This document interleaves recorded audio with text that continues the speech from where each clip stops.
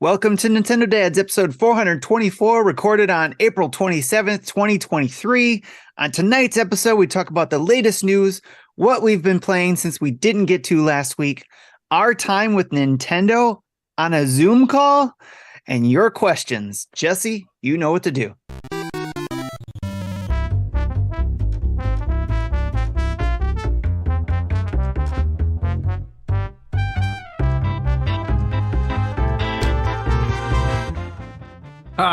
What is up, everybody? So excited to be back for Nintendo Dads. Lots and lots of stuff to talk about, including, as Tim said, a secret clandestine Zoom meeting with Nintendo themselves. Maybe not secret, but it was pretty cool. Pretty cool to get included in the Cool Kids Club for once. Speaking of Cool Kids Club, joining me on the pod tonight, Mr. Jesse Waldack. How you doing, buddy? Yeah, I wasn't in the Cool Kids Club with you all. I could have been, me neither. But I'll explain when we talk about it more. I'll explain why I chose not to participate. I just thought you were saying that I thought the segue was going to, I wasn't part of the Cool Kids Club. And you were just going to leave it there. I could have. Not that I'm assuming anything about you. I never was. Okay, I never was part of the Cool Kids Club. I wasn't either. I don't think any of us was. Tim, were you in the Cool Kids Club? No. Well, you are now. Because we say so. Yes. Because God, Lord knows, right? This thing would not run like the Nintendo Dad. You are the gas in the Nintendo Dad's car. Yes, Jesse is, for sure. No, you are. Jesse's the car. Jesse is the car. Oh, okay. All right. So is that like the cat from Persona? Yes. Yeah. You are Morgana. Sorry. Well, better that than Teddy. Photoshop wizards. We need Jesse's head on Morgana's body, preferably with the mask. Let's make it happen. There we go. Tim, how you doing, buddy? I'm doing great. It's been one heck of a week, but capped off by, the awesome invitation that we got to be able to hang out with Nintendo for a bit. And now I can't wait to talk about it with you. And I was even going to propose that, hey, should we ping Adam and Steven to see if they had time to pop in and talk about it too? But that would have been cool. What was really cool was as we were doing this thing, Steven is name dropping us over there. He's like, so hey, Marty, don't you guys have to record? You guys gotta in time for your show? I'm like, yeah, sure. I was freaking out. I was like, okay, cool. Those other people on there with us were probably like, what show? Right. Yes, we'll talk about that too. Look, what I wanted to ask while we were on there was, okay, so you can invite us to your Zoom call. You keep flagging our merch designs. We have a conversation about this. Can you tell us what's wrong? Yes. Because we would love to know. In fact, we need to have some permissions given here. You know what I'm going to do? I had an idea today as I was driving around. Because that we know Kit and Krista. And they know why they knew while they were there working at Nintendo, they knew why stuff got banned and why stuff went down and people got, I'm going to send a message. I'm a patron. I'm a patron of the Kit and Krista show. Yep. I'll send them a message and be like, hey, some tips, please, because it's getting a little frustrating. They're going to tell us get Nintendo out of our name. That's exactly. They're going to say the same thing I've been saying for 3 years. We've all been saying it. Let's be fair. They're going to say, get Nintendo out of your name. And for God's sakes, quit using the Nintendo mushroom as your logo. as 2 of 3, 2/3 of us. We can use a mushroom, just not the so close to the power up mushroom that it's. Can we use a real mushroom with googly eyes that we've painted red and white and take a picture of it? Please tell me we can do that. We could probably find a red and white mushroom picture. Yeah, changes are a coming. We'll say that. Let's just Tim is working hard. He's gassing it up. I've got I'm juggling lots of things in the air. Spinning plates. You're like the old figure things out. Tim's like the old Game & Watch where you're trying to juggle the balls. Yeah, he's doing that in real life. Well, guys, look, last week we didn't, like you said, we didn't get to talk about what we've been playing, so it's going to be a big section on the show tonight. But also there's some news that we need to talk about. So why don't we just head right over there, shall we?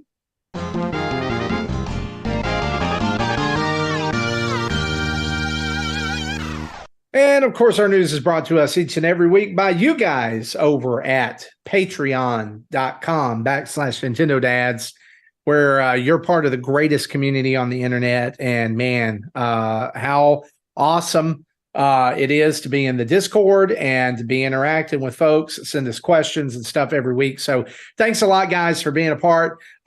Seriously, we love each and every one of you. You're the greatest community. You're awesome. And it makes this thing so much more worth doing, right? So for what you can do is head over to that website, patreon.com/Nintendo Dads.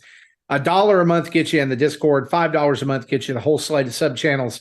$10 gets you pre and post show audio each and every week, as well as an art card every now and then. And $30 gets you on the show as a Patreon producer. You get to bring your own topic. You get to hang out with us. Sometimes Tim will even take you to breakfast. I didn't have to pay this time. Dave was nice enough to do that. Wow. So. Dave, if you're ever coming to Tennessee, I know some spots. Man. We'll meet up in Gatlinburg, just like Jesse and his wife found out at Crockett's Breakfast Camp, the finest breakfast in Gatlinburg. So can I, before we go on, I just want to say, my wife and I kind of have the same opinion of Pigeon Forge. Yeah, what's that? Redneck Las Vegas? It looks like a fake city. It is, yeah.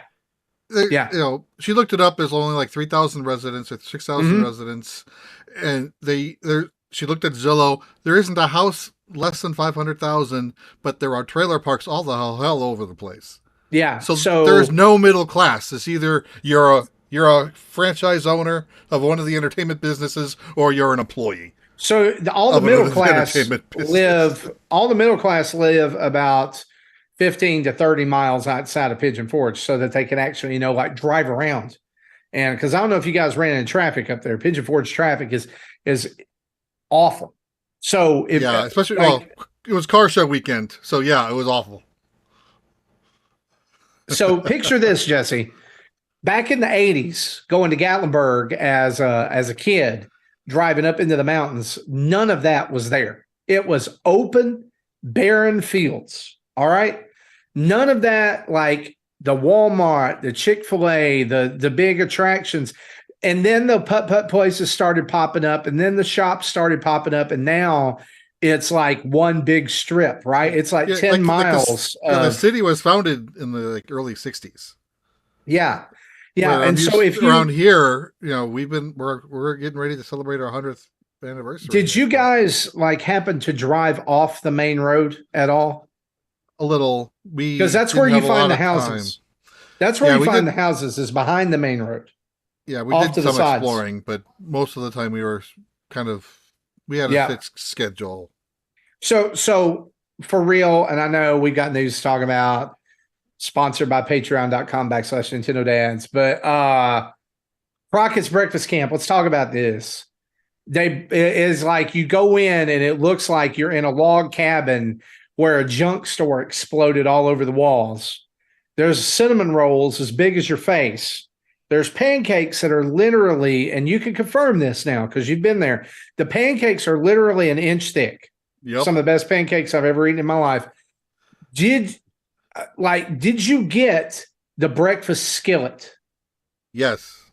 Were you happy with the breakfast skillet? A lot happier than I was with my previous skillet from the previous day. Yes. Jesse goes, you look, okay, so come on, hang on. People listen to this for us too. Tell them about the skillet.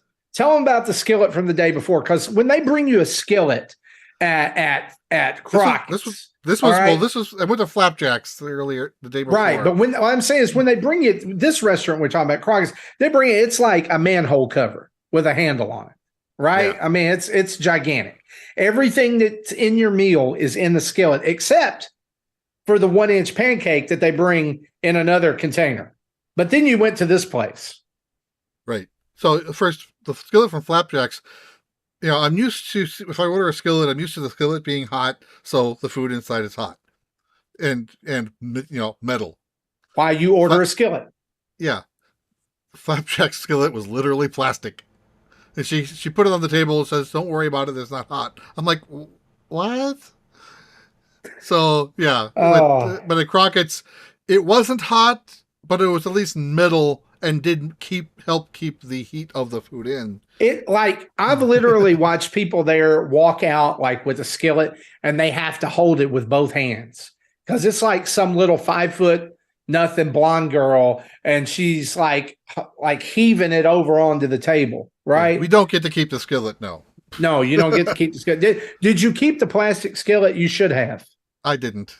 You should have brought that home and tried to cook on it and then sued them. Be like, if you said it was a skillet. Anyway, I did take a picture of both of them and put them in our Snack Dads Discord. All of this because I want Dave to take me to Gatlinburg and take me to Crockett's. That's all. Or you know what? I'll take Dave. If he's up there, I don't know why. Dave is worldwide. He's global, right? He's like a worldwide like a phenomenon. So I don't know why he would be in Gatlinburg, but fun fact, a few years ago, Kanye did a concert in Gatlinburg. Oh. Kanye flew into the Knoxville airport, which is, I think has like 2 lanes. It's like the airport that we flew out of coming back from New York, you know, where we stayed in that house overnight and then got up, they had like 2 runways. That was it. Anyway, let's talk some news. Kanye's been trying to be a guest on the Nintendo Dads now, but yes, we just couldn't coordinate schedules lately. No, so. I told him, I know he knows Nintendo Dads is the greatest of all time, but first he has to, hold up. I'm going to let you finish. Yes. Anyway, let's talk about something that is the greatest of all time or is getting close to being. Super Mario Brothers movie still running away with the box office. It's #1 again, folks. It's been like 3-4 weeks running now. It's dominated the whole entirety of April. And that's without it coming out in Japan. I didn't realize this, but the movie is not out in Japan yet. In fact, it comes tomorrow. Out this weekend. Yep. Well, it is tomorrow now. So yeah. So people have seen it. It's live now.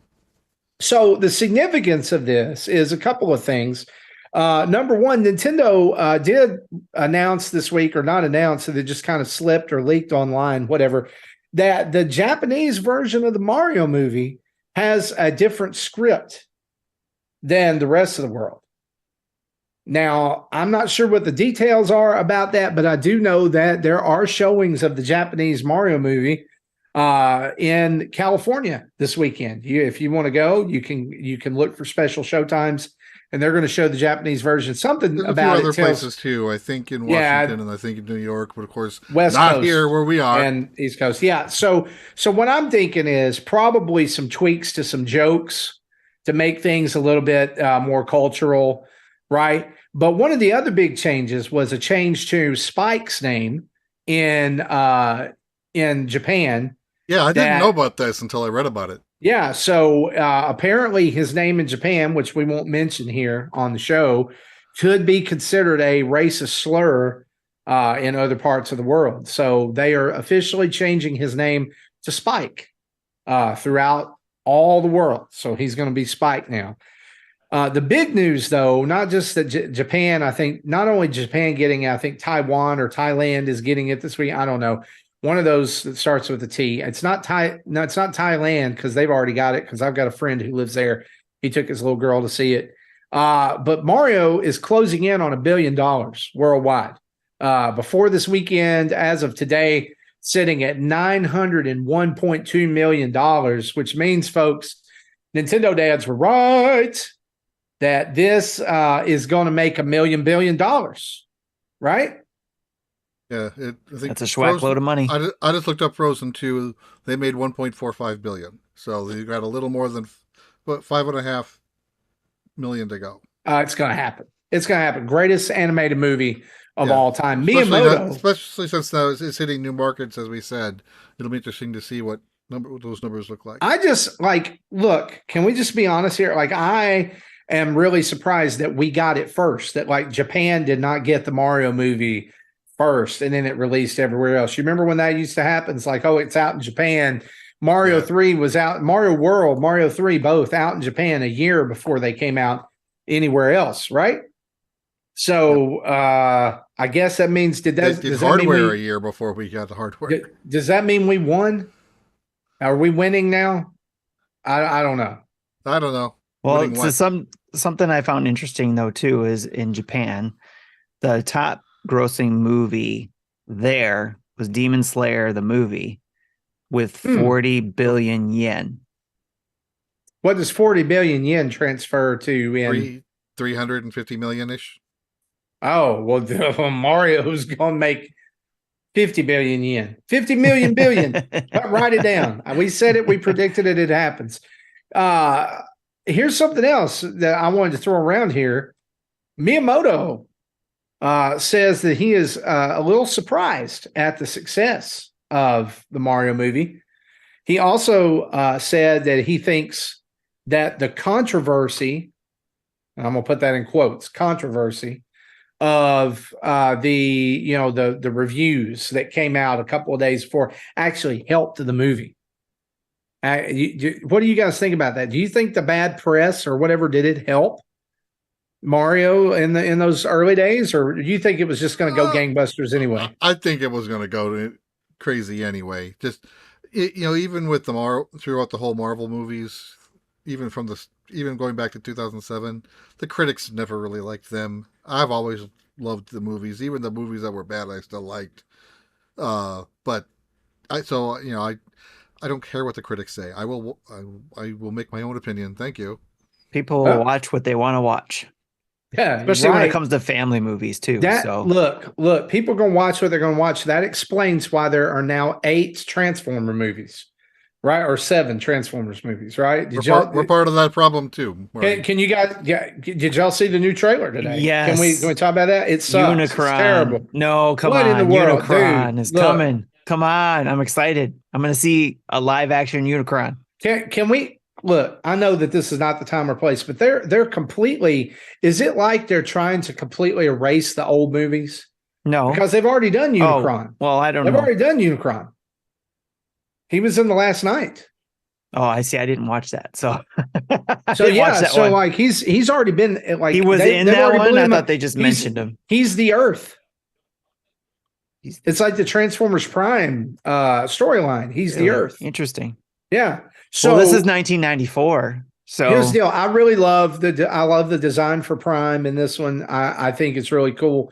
I don't like the mouth flaps. Here's what I don't understand. Keep the shield up. That movie comes out in like a month, right? And it's like they have Tears of the Kingdom, this thing. Nobody knows what the story of this movie is except Optimus Truck and Optimus Monkey fight things. The new trailer explained what the movie's about. They're trying to save Earth from Unicron. But not really. I'm sure there's. Is there something else going on? Here's what I think. I hope so. You want to know what my crazy theory is? Here's my crazy theory. This is Unicron, first weekend in June, right? Yes. June 9th. Unicron brings older or future corrupted versions of the Autobots back to try to destroy them before Shattered Glass. Yeah, they're doing Shattered Glass because if you look at Scourge, and there's like details on his head that look just like Prime.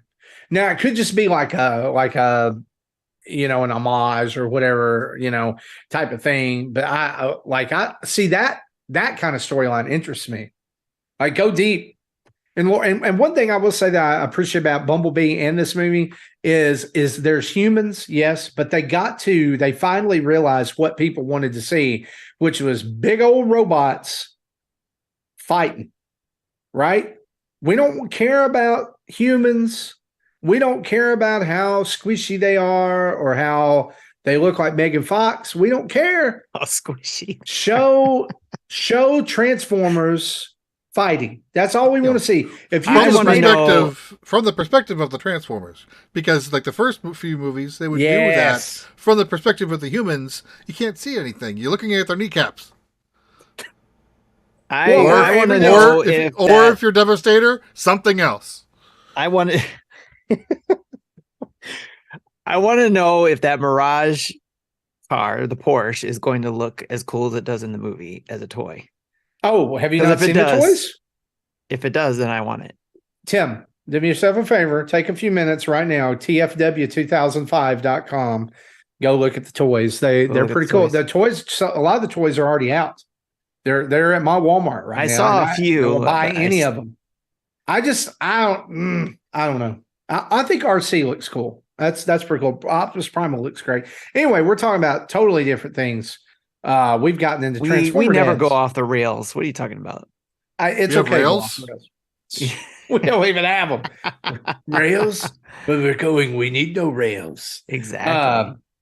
That looks pretty sweet. Can I say this? Like, let's loop it back around here. I need to have that. So Miyamoto says he's surprised at the success of the movie. I think a lot of people are probably surprised at the success of the movie as well, at least internally in Nintendo, because, they were so cautious with the IP, like wanting it to be good. But Miyamoto did say, and this is the big takeaway from this like interview with him, is more Nintendo movies will be coming.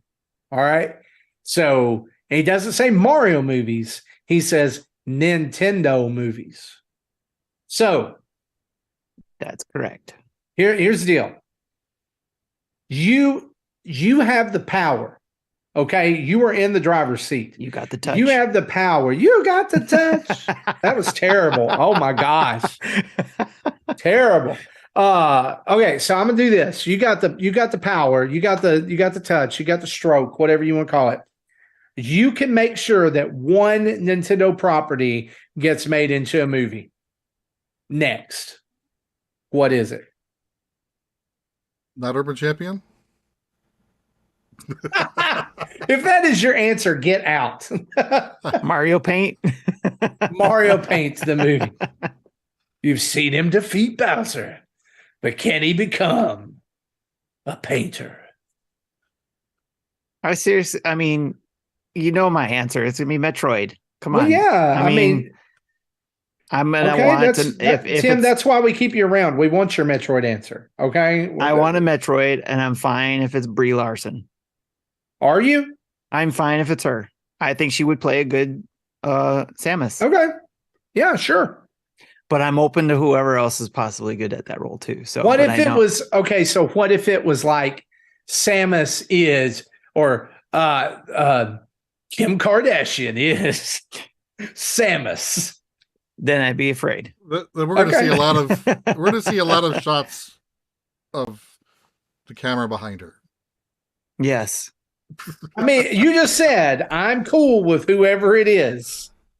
I did say that, didn't I? Yeah. You sure did.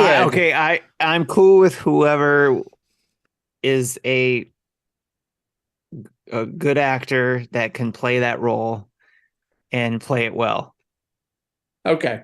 Of course, the other answer has actor credit, So, of course, the other answer everyone's going to expecting us to say is Zelda, but I don't want that in a movie. I want that more in an episodic streaming TV service type of thing. That way you can have more time to slow roll a story. But kind of like Mandalorian. Each episode has a separate story, but there's still an overarching arc. Would each season be each era of Link? I think that they could do that if they took it and did it needs to be familiar Hyrule, right? Like it needs to be like the castle and Zelda and Ganondorf and whatever, but like it needs to be its own unique story, right? It needs to be its own unique take on it.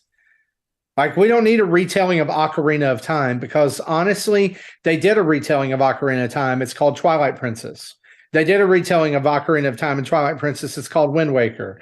They did, go get, how many times can Link go get the 3 red, blue, and green colored jewels that open the way to the next world where he gets a more powerful sword?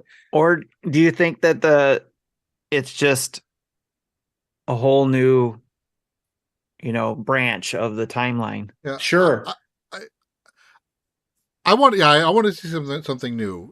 Whether it could even be multiple links over different timelines. Look, this might be blasphemous.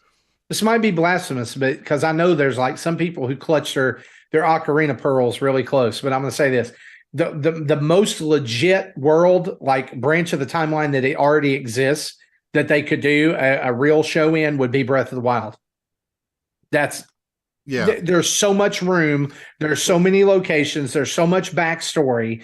That would be the only one that could they could do 4 seasons on Breath of the Wild and tell the story, and that'd be it. Yeah, but if they don't do that, if they do something completely new, I want to see something new, something like a steampunk world, a future world, Link in space. Yeah. Hyrule in space. Knock on Samus's ship's door, saying, "Hey, let me in."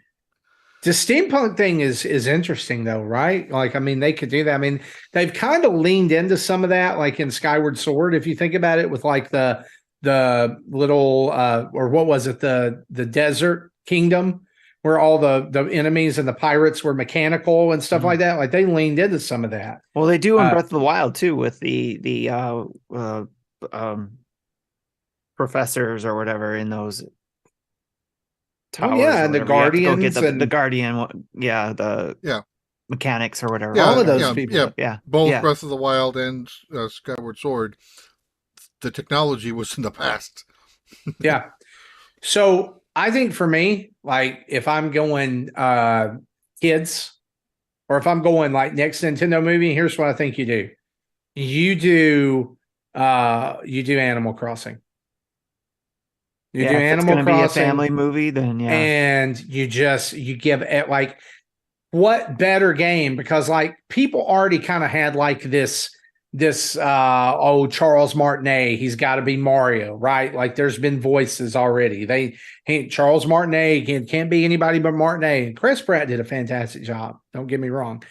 Animal Crossing, nobody has done a voice for Animal Crossing, right? So you could have English. Well, no, I mean, like you could have like Danny DeVito play Tom Nook. That would be awesome. Yeah. I almost feel like I'm saying there was an Animal Crossing movie in Japan. Oh, that's right. That did speak Japanese. I almost feel like Animal Crossing would be better as a kids series, because of how open that is, and it could be anybody. So I think that like the actual like closest shot that we're going to have to what's next is going to be Donkey Kong, right? Because he's kind of like the one everybody has talked about from the Mario movie. Then we'll get a Mario sequel, and then we'll maybe branch out from there. But I would love to see what right.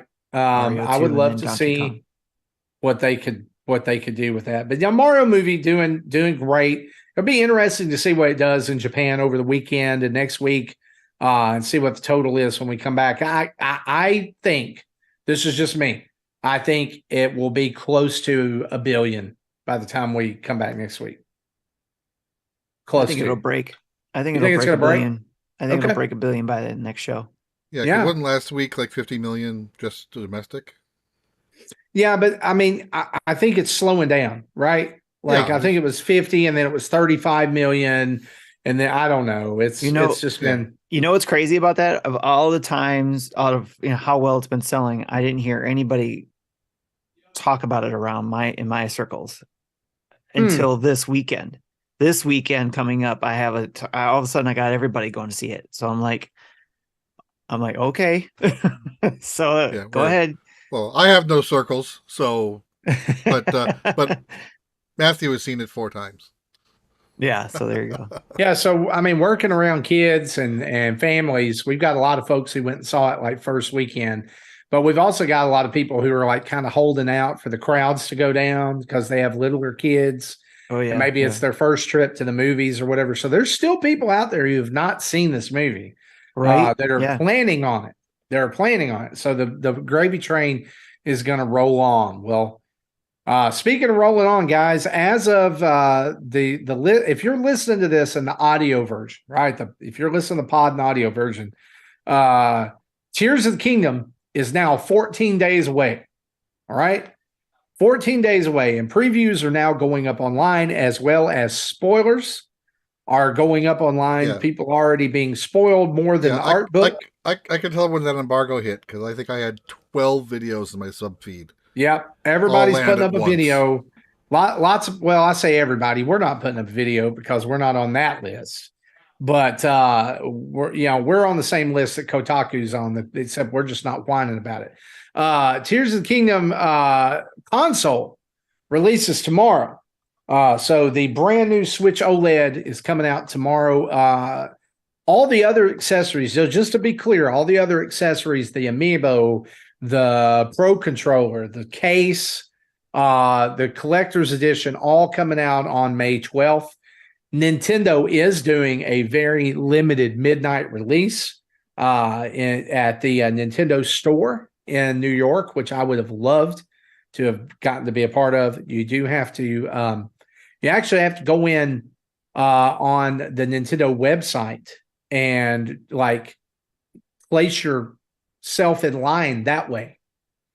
And they're like, it's very like the way they described it, it's going to be very cut and dry. Like you walk in, this is what you're getting. You walk out, boom, boom, boom. Like just go, go, go. Right. But just so you guys know, this weekend, tomorrow, want you guys to be watching our channel for our unboxing of the Nintendo Switch OLED Zelda edition that will be coming out tomorrow. I'm really excited about this. Tim, I got to be honest with you. Tim is leaning in. If you're listening to audio, you could probably feel his presence leaning in through the audio waves. But if you're watching, Tim's got this very sweet camouflage hat with the Zelda crest, the bird. Those are links. Can you see? Link is part of the camouflage. They are. So the camouflage is Link. Where did you get that hat? This is a Nintendo hat. Nintendo. That's a really cool hat. That's a really cool hat. From the Nintendo store on the website.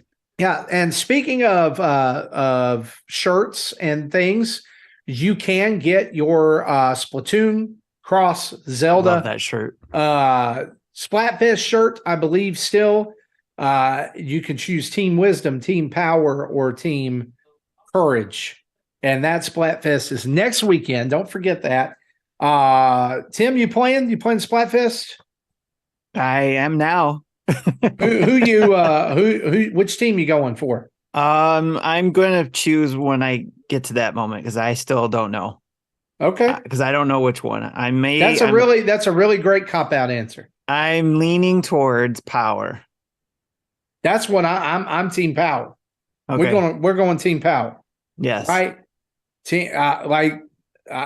It's red. Red is like my second favorite color besides gray, which is weird because my background is red and gray. I'm wearing gray. I love gray. If gray was a color, that's what we'd go. But Power is Team Power. It just sucks it's Ganondorf. I mean, I'll take Ganondorf. I like the power aspect of it, but I don't want to be a bad guy. Right? Right. Yeah. Why can the power not be a good guy? I wish we could get a shirt with all three on it. That would be yes. Cool. Like, what would have been cool? Can I float this out here maybe for the next time this happens? Sure. They're listening. They might take your idea. Yeah, they do. So I think it would have been cool if they had the Triforce be each separate color. with some splats. Yes. Or if it was like yellow with some ink on it and it's like bleeding over into the like, because if you look at it, like there is a splatter of red ink and then there's like a smear where there's like some Splatoon graffiti on it and stuff. Yes. Like if they had done that, that would have been kind of cool because it would have been nice to have all that. But can I tell you why they didn't do that, Tim? Sure. Because they want you to buy all three. Of course. And that's probably the road I'm going down. Yeah. They want you to buy every $30 shirt that they sell, which shout out to Nintendo if you are listening for holding it down for the big fellas on this one, because you had the 4X shirt this time. And that's a big deal. That's a big deal because look, a lot of times like us big fellas, we want to support our hobby. We want to rep something and we go and it's like, oh yeah, you can if you're a 2X or under. Right. And, some of us are like a 3X kind of bordering on a 4X. And so, or we just like things like, I just like things to be a little big. I like to have room. Like to have room to stretch out and breathe. Space. Yeah. Right. Yeah. Right. I don't want it to be like all up in my folds and showing my goodies to everybody, like showing the glory to everybody. I don't want that. Mm-mm. Right. So I guess we just say this to say if you're like me and you've watched nothing about Tears of the Kingdom other than the 2 Nintendo previews, like I watched the trailer and I watched the 10-minute thing. I don't want any of it. Stay, hit your Twitter mute things, do all that because y'all the next 2 weeks are going to be hairy. Yes, they are. To try to avoid previews and spoilers. And let me just say this. If you're out there and you're one of those people who has gotten to play the game already and you've already got it either by hook or by crook or whatever, maybe you're a news site or whatever and you're like, man, we're going to do wall-to-wall coverage. Or maybe you're just somebody and you're like, hey, I stole a copy and now I'm playing it. If you spoil this game, I really hope you just get like a bad case of hiccups and diarrhea at the same time. Like it's uncontrollable both ways. I wasn't sure where you were going with that, but that's interesting. That's an interesting. One. First, if you think about it, in that one affects the other. Yes, I get it. One affects the other. Totally get it. That's why it's hilarious. And what a sentence to come. What a sentence to come back to. Yep, hiccups and diarrhea. That's a show title this week. Yep, that's why I hope you have to play it on the toilet. There you go. Couple other news items. Before you go, all I have to say is don't get on Marty's bad side, and if he has the ability to curse you, you don't want to be cursed by Marty because he'll put that on you. I will. It's sure. We do some southern curses down here, man. We talk about like, I hope you get sunburned in an area that cream won't reach. Right. I'll start just I hope you get whipped with a switch both ways, front and back. I don't know. I remember that. I've heard that one up here before. We'll do it. You go pick it. Tim, did you ever get whipped with a switch? I had friends who did. I did not. So you know what the worst part about? I've witnessed my friends having to go out and find one. That's what I'm talking about. And bring That's it in. That's what I'm talking about. The worst part. I had to leave the house as they were getting. It's like Schwartz getting beat because he supposedly said the F word in the Christmas Story. You hear his mom on the other. What? Yes. The worst part was if you when the worst beatings were. Can I tell you when the worst whippings were? They weren't beatings; they were whippings. It was character building. The worst was when you went out and you picked the wrong switch. Like you go back there, and then they say you got to go back. You didn't pick a good one. Yeah. I had the belt or the paddle, so there was no switch. I got a whipping with the belt one time. That's all it took. Yeah. Like after that, I could hear my dad like the jingle of his belt buckle. And then I'd hear you know how to strike terror in the heart of a kid that didn't grow up like our kids are growing up now? It is the sound of the end of a belt passing through belt loops. at a rapid velocity. So I heard you got in trouble at school. Ching, ching. Yeah, and you're just running. You're like, oh, and then they pop it. Did your dad ever pop it? Did somebody ever pop it? Do it. Yeah, you pop it. It's wait, what kind of podcast is this? Oh, now it's Deviant Dads. I don't know. There we go. Hey. What'd you say, Jesse? You're muted. You're muted. I can't hear you. Oh, I am muted. Yeah. So if he was actually snapping the belt, I didn't hear anything. I think Zoom might have been muting. I think Zoom got his audio cleaned it up there a little bit. Yeah. Yeah. Okay. That's cool. It's cool. That might be something that people don't need to hear around here. Couple other news items here, though. We want to talk about. The CMA has blocked the Microsoft and Activision-Blizzard merger in the UK. Of course, this merger has gone through in lots of other regions, still to be decided here in the United States. But this is one of the larger territories that this needed to succeed in.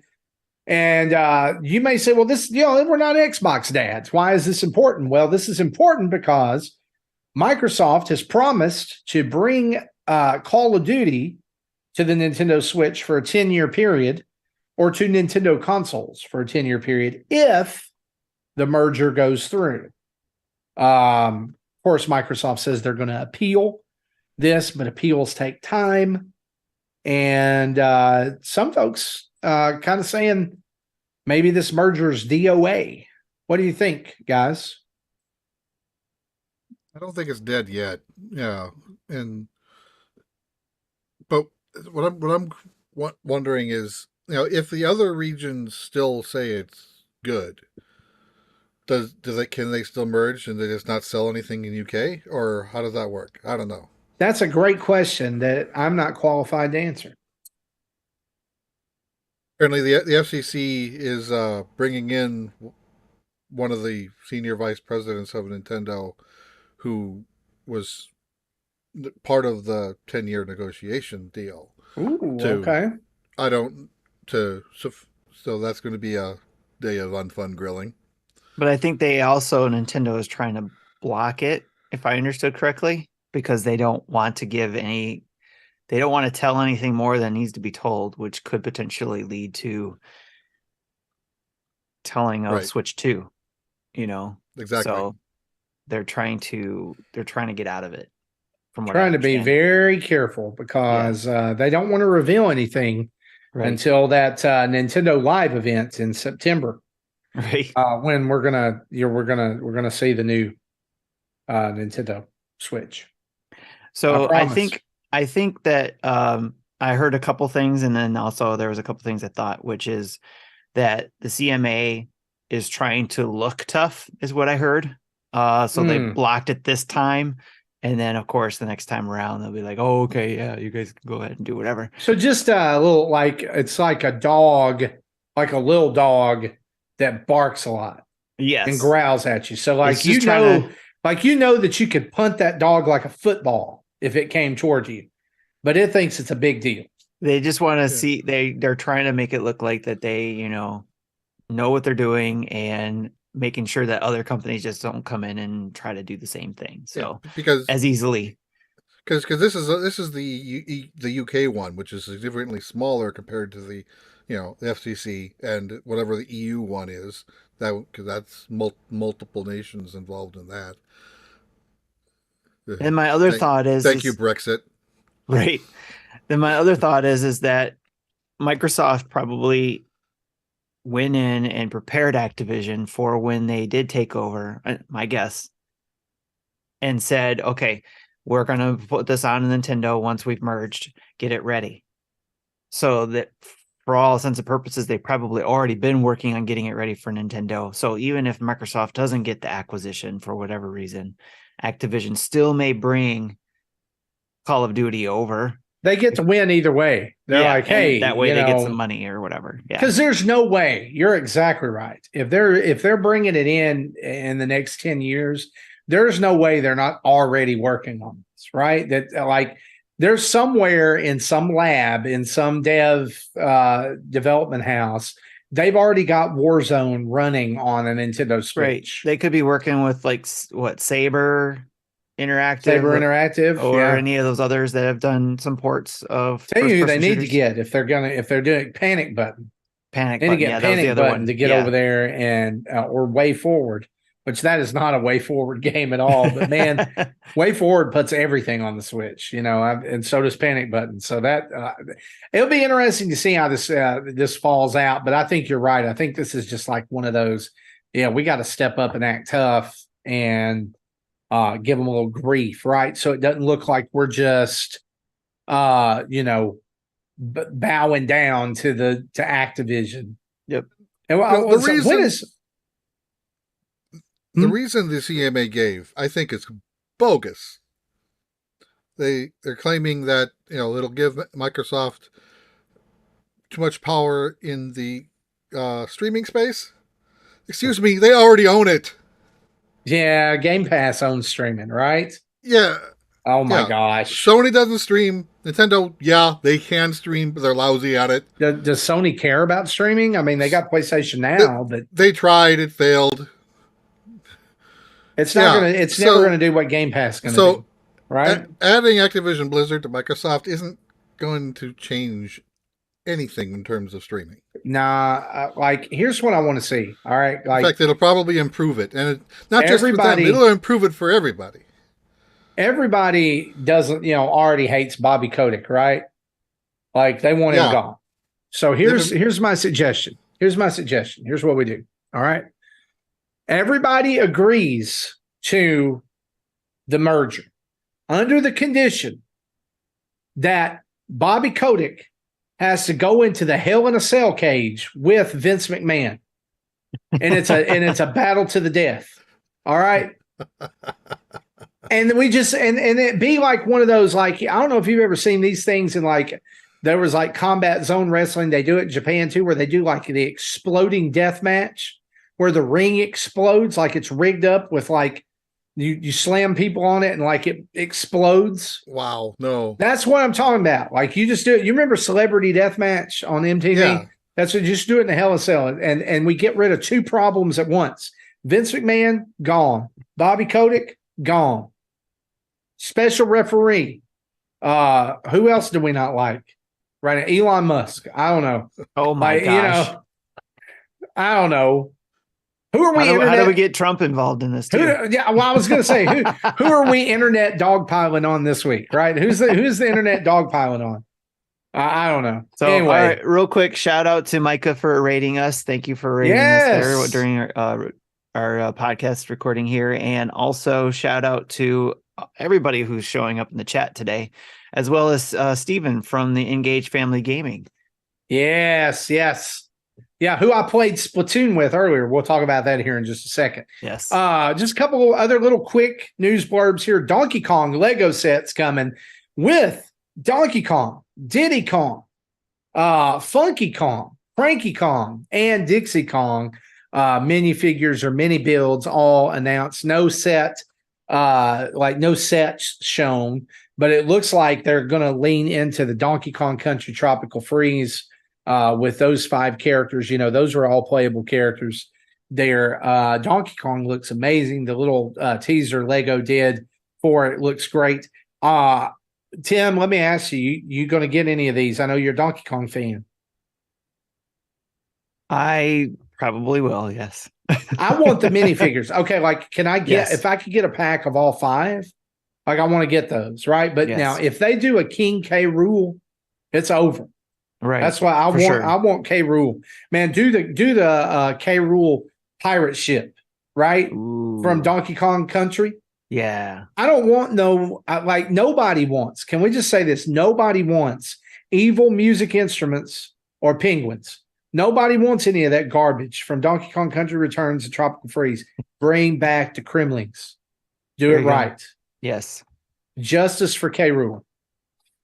But these are coming. Jesse, do you do Lego at all? Have you ever built a Lego set? No. I have not purchased any of the Nintendo ones. I've purchased the Atari 2600 set. Did you build it? It is still boxed. I want to build it one day and kind of time lapse record it, but it'll be a while. That might be a project. The Goomba, summer, but the Goomba, I love it. Don't know yet. I'm really hoping to get, I really want to get the Lego question block that opens up into the Super Mario 64 worlds. That is the one Nintendo Lego I don't have. Yeah, I saw that at Barnes & Noble the other day, and I was so how can I come up with, was it like $270 US here? It used to be 170. Yeah, Barnes & Noble way over 200 something. I think the question block is the cheapest of the. Is it? Bowser's 270. Okay, I got my prices mixed up. So the Donkey Kong sets, I fully expect to be playable levels, like the Mario thing. This is going to be an add-on, like the Luigi's Mansion. It's 200. Part where 200. Okay. On Lego.com. There you go. Anyway, no release date on the Lego Donkey Kong yet. So watch Lego's social media for more.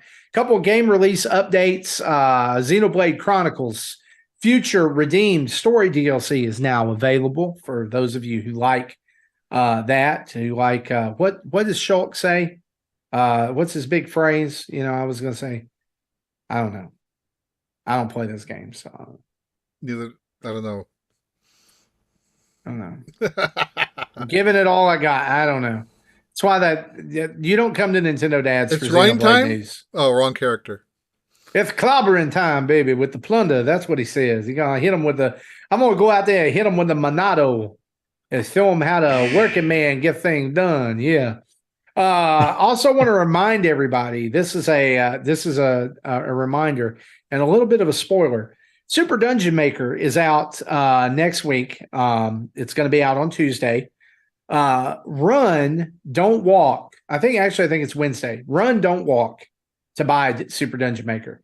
It's really unfortunate this is coming out very close to Zelda. I think they wanted to kind of grab onto some of the Zelda hype with it. But y'all, it's so good. It's so good. It's going to be huge. I really believe this. I don't know if I'm supposed to talk about this or not, but I don't care. All right. We've got a video that's going to go up on the day of embargo. I'm just going to, I don't think, does it break embargo to say it's good? Maybe. I liked it. I don't know. You can say it from the perspective of what you saw in video. Yeah. Okay. So hang on. I will do and say this. The version that I played is a demo build, right? It's alpha or beta, whatever it is. It's like a pre-release build meant to show people what the game is about. Guys, it is so good. It's so good. Nice. Just please keep it on your radar. If you were a fan of top-down Zelda or any kind of dungeon crawler game like that, yes. It's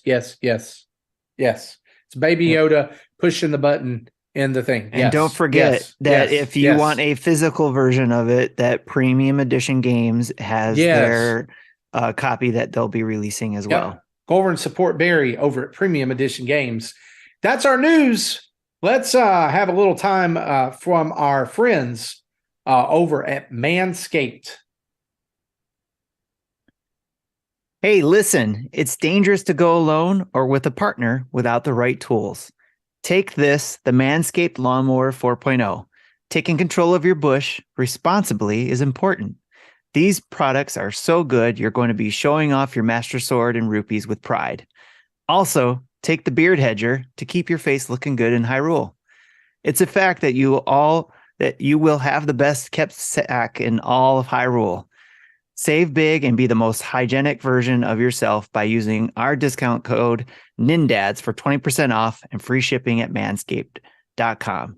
That's 20% off with free shipping at manscaped.com and use our code NINDADS, NINDADS. It's time you level up and impress your Zelda with the ultimate bushwhacking tools from Manscaped. Now, fellas, have you ever wished you were a little bit taller? Maybe. I wished I was a baller. Maybe you matched on Tinder, or you're Maybe your significant other is, maybe the same height as you, or, whatever. Maybe your date wants to wear heels, but she can't because it'll make her taller than you. Or maybe your significant other wears heels. Well, I got the Short Kings covered with today's sponsor, Kanzuri. Kanzuri makes shoes that make you up to 2.8 inches taller without anyone knowing. Look, girls get heels, makeups, and push-up bras. Why can't men get a boost in confidence too? We're all the same height lying down anyway, if you know what I mean. For a limited time only, our listeners get extra 15% off your order with code NINDADS at kanzuri.com. Again, NINDADS. The site is already 30% off, and with our code, you get an extra 15%. That's a total of 45% off your entire order. Support our show and check them out at kanzuri.com. CONZURI.com and use the code NINDADS. Not only do your Kanzuri shoes make up to 2.8 inches tall, make you, 2.8 inches taller, but they're also incredibly stylish and comfortable. These are not old men Velcro shoes. You'd get compliments on your Kanzuris even if they didn't make you taller. They have styles for every occasion too. Smart, casual, sporty, you name it. The height insoles are actually built into the shoe so no one can tell you're getting a secret height boost. The brand is also hidden on the shoes and on the packaging. It's really the ultimate height hack. Life's short, but you don't have to be. It's time to level up the playing field, boys. Maybe update that dating profile to 6 feet or surprise your significant other by having gained a couple inches in height. Kanzuri is an absolute game changer when it comes to your life. On top of 30% off, our listeners get an extra 15% off exclusively at kanzuri.com with NINDADS, NINDADS.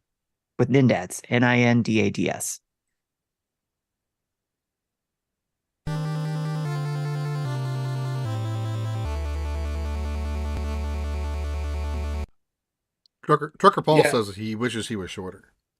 So look here. Let me say this. Kanzuri shoes, they slap. All right. That's some lingo that you dads may not understand. But I have to trade in these terms. Like they're good shoes. They're good shoes. All right. Package arrived at my house. Very discreet, very well packaged. You open up the box, it feels like a premium presentation. And there it is. The Kanzuri shoes come out and they are nice shoes. Like I was like, wow. I was thinking of picking up the, I'm 6 feet tall, so I don't necessarily need them, but whenever I go to work meetings, there's always people taller than me. It's like, dang it, I'm 6 feet tall and there's still people who are like 6 what feet, I want to do is or whatever. But I'm thinking about getting the business ones. I was looking at the business ones. Yeah, they do have business ones. They they do not just have tennis shoes. You can wear these shoes to the office. You can wear them on a date. You can wear them wherever you want to go to be taller than your enemies. You can look down on them and crush them with power and confidence. That's why I like my Kanzuris. I like to be able to look down on people from a lofty peak. Yes. Judge them. That's what I want to do. That's what I do. I just judge people. For a living. Hey, Tim, let's talk about this. So really cool thing that we got to be a part of today, right before the podcast. Nintendo slid into the Nintendo Dads email last week and said, hey, guys, we are hosting an event on Zoom called Dad's Night Out. Would you like to be a part? We're going to check out some games, give you some info about these games are great for families, and we're also going to play some Splatoon 3 together. And of course, we said yes, we would love to be a part of that. And so tonight, from 7 to 8 Central Time, Tim and I attended this event. Nintendo Dads. I've just lost the train just went off the rails. Oh my gosh. Dad's Night In. Yes. What rails? What we have rails. As anyway, it was said before, Dad's Not In, right? Yes. Where we got to see some footage of Metroid Prime Remastered, GoldenEye 007, Minecraft Legends. I can't believe they showed us F-Zero. That was crazy. I didn't know that. Oh wait, was I supposed to talk about that? Oh wait, I was. Tim. No, they did not. Y'all. No, I'm kidding. Before you start, they did not show us F-Zero. I really thought they started out there talking about like, we're going to show you something from Tears of the Kingdom. They didn't show us some Tears of the Kingdom. They showed us something that we already seen. They did say, they said this, and they know they know who we are. So I'm going to say, they did say this. They said, we can't, this is what the guy said. He said, there are parts, I'm probably going to get in trouble for saying this. So I'm going to say it. He said there are parts of Hyrule that are in the air, and you're going to get to explore those, as well as a changed landscape that is changed because of some event and he says that I'm not allowed to talk about. But he did say this right after that. He said, if you liked all of the exploration and crafting and like putting things together in combinations and using your powers in Breath of the Wild, he said, you are absolutely going to love Tears of the Kingdom. But this is what got me excited. He said, if you were a fan of the story of The Legend of Zelda, I can't tell you anything, but there's a lot here for you too. That makes me excited. Yes, right? For sure. Now my hype levels, for sure, they were at like a 9, right? Because I'm gonna say something blasphemous, and people like they're gonna comment, and it's okay. Like Breath of the Wild just did not rock my world, right? It was great, and I got lost in it for like 3 weeks, but then after that, it was like, I don't know. Maybe I'm just maybe I'm broken. I don't know. Good. You're good. It just did not set my like.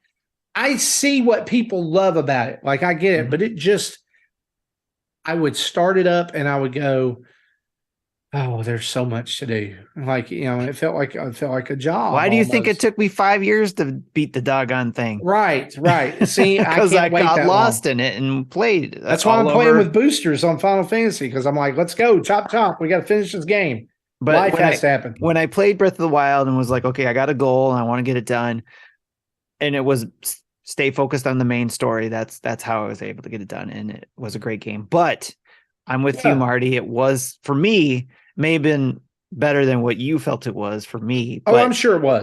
It's not number one on my all-time list, and it's not even number one on my Zelda list either. Yeah, and that's something I've talked about before. But it's still great. It is in my top 5. I say that to say that the hype level for this game has now overachieved what my hype level was for the last game. So I'm really looking forward to this. They did, kind of reiterate, like, you're going to get to use these magical powers like Ascend and Ultra Hand and all that stuff. There's already videos out that have showed more than that. I'm not going to those. I'm not going to tell you where to find them. I'm just going to tell you need to avoid spoilers if you want to avoid spoilers. But so they showed all that off and did some fun little quiz questions. And even talked about Mario Kart 8 and some other games. But they did show off some. I thought it was really interesting that they did some third-party stuff as well. They promoted Minecraft Legends, which just launched last week, and Mage Seeker, which is a League of Legends story, and confirmed that there are 2 more League of Legends games coming to Nintendo Switch this year, later on this year. One of them is something like the story of Nunu or something like that, or Zuzu Nunu. And they described it as like a Pixar game, like if Pixar made a game. No. Yeah. And then there was another one with a really popular character. I want to say it was called Echo or something like that. It's going to be like a 2D platformer, like adventure sword fighting game. I don't know. I don't know League of Legends, but I think it's great that Nintendo's getting all Echo? of this. You said Echo. It was Echo, yeah. Okay. So like those are coming. And then we closed out with a round of Splatoon too, with against other podcasters and other content creators. this is a really cool thing. I thought it was a real cool honor to get invited to be a part of that. As for sure, with our relationship with Nintendo. Yeah, which keeps getting better and better as time goes on, which is really cool. Yep. We're on the opposite end of the spectrum if you're watching anybody else on the YouTubes in regards to what Nintendo is doing. But that's a whole other topic. Yeah, and I don't think this, like you say that, like I know what's going on. There's some people that have they're getting their content taken down mainly because let's be frank and let's be honest, they're using Nintendo IP and content in a way that Nintendo did not want them to do it. That's correct. And so they have every right to take it down. Sorry. If we do it, then they have every right to take our content down. And I'll be the first one to say that. So the only let me add one caveat to that. The only issue is that when doing, I'm guessing, an automated version, it's taking things down that weren't modified. That's the same stuff that we do, but they got taken down because they got things taken down as a whole. Yeah, like I've kind of feel I fall on that side. Like if you're modding Nintendo games or you're doing stuff, like there's a guy who made Breath of the Wild multiplayer. Don't mess with the game's code. Yes. Right. But on the other hand, so I fall on that side. But on the other hand, I fall on the side of if you're somebody who's like your YouTube channel was about making Nintendo music available for people to listen to because you like Nintendo music and they like Nintendo music. Yeah. To me, that's a different area because here's the deal. Like we know Nintendo is not going to put that out, right? Like it's very rare for them to put out a soundtrack. The tougher part is those who do the mixed stuff where they might have modified a game and those got taken down, but they also talked about a game without modifying it, but that also got taken down because again, they were maybe using automation that just took things down under a person's name without actually reviewing what was covered. That's the part that's a little like that sucks, because they had legit content that got taken down. But as a whole, they probably they did do videos that they probably shouldn't have done too. So. Yeah. And I mean, anytime you create something that again is outside of the realm of what Nintendo wants, you got to expect that like they're just going to come in and ninja it, right? They're it's just going to like chop it at the kneecaps, right? They've got a guy named Bowser. Ask questions later. They got a guy named Bowser. Like his last name is literally Bowser, and he has to pay Nintendo 30% of his monthly income for the rest of his life. Yes, because he made ROMs available. Like he stole games. Right? He made a hard mod available and was selling that for a profit, which enabled the buyer to then said pirate software. Yeah. So I mean, like that was one of those things which is like, dude, be glad you're out of jail. Be glad they let you have 70% of your income. I mean, they could have just been like, we're taking it all. Ninjas at the knees. I don't know. Like that's why I don't get it. Like I've never wanted to get into all that stuff and like be in all because like I'm just scared of what might happen. Dads, you got to stretch. We got somebody who actually redeemed one of our things on Twitch. It says we got to stretch. Oh, Jesse, you got to stretch. You got to stretch. Oh, ow! Stretch. I literally just had back pops. That's not good for you. And thanks to Gamer Night for the Prime subscription. That's awesome. Yep. Awesome. Come check us out in Discord. We were excited to be partners with Nintendo, and like we said, they've reached out to us, and there are people in Nintendo who know who we are, so that's kind of cool. On the and now Zoom, we're on their friend list too. Yeah, on the Zoom call, by the way, was former Nintendo voice chat host Jose Otero, who now works for Nintendo. He did not show his face. He did not speak, but it said Jose Otero. He was one of the guys running the Splatoon games. Because they broke us out into breakout rooms, and I did not get in his room, that's okay. It's totally fine. But we had fun, and but we're part of Nintendo Treehouse's friend list now on the Nintendo Switch. kind of cool. That's kind of really cool. So I shared this story earlier on Facebook about how wild it is. It's like absolutely wild to be in this position. Okay. So let me throw it back here. And this is going to get real nerdy for a minute. I got my Nintendo when I was in third grade. All right. Changed my life. All right. Everything that I do now, person I am, I really believe is in part due to getting the NES 1988 Christmas. Right. So I was late to the game. Like Mario 2 was already out. Mario 3 was coming out the next year.